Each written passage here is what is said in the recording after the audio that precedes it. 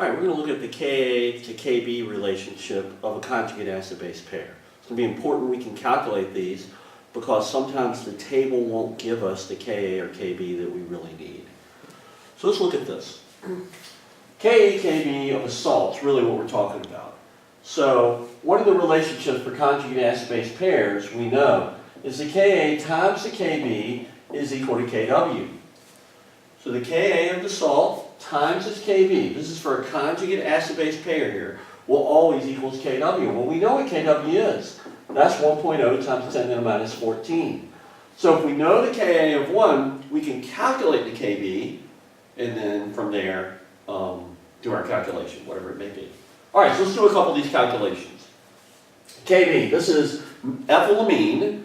And so the conjugate acid is the ethyl ammonium ion. Notice the H+. So these two are conjugate acid-base pairs. They differ by H+. The Kb of this is 5.6 times 10 to the minus 4.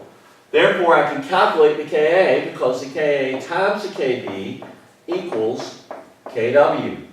Well, that's going to give me the Ka times 5.6 times 10 to the minus 4 equals 1.0 times 10 to the minus 14.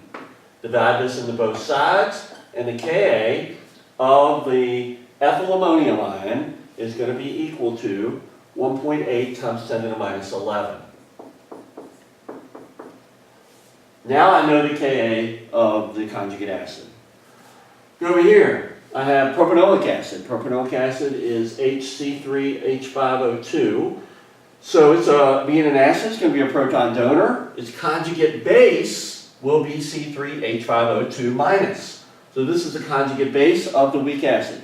Conjugate acid-base pairs, their Ka times their Kb equals Kw, always. So now we can calculate that Kb. We've got 1.3 times 10 to the minus 5 times Kb equals 1.0 times 10 to the minus 14.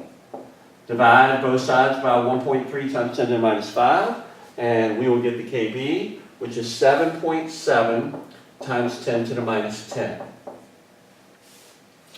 One more. This is phenol. Phenol is slightly acidic. It has a Ka, 1.6 times 10 to the minus 5. The phenolate ion is going to be produced when phenol donates a proton, and so we want to find the Kb of this. We know for any conjugate acid-base pair, Ka times Kb equals Kw. So let's plug this in. 1.6 times 10 to the minus 10 times Kb equals 1.0 times 10 to the minus 14. Divide both sides by the Ka value, and we'll get the Kb, which is 6.3 times 10 to the minus 5. Kb is 6.3 times 10 to the minus 5. So we can easily determine the Ka or Kb for any salt by looking, if I'm given the Ka or Kb of the conjugate of that.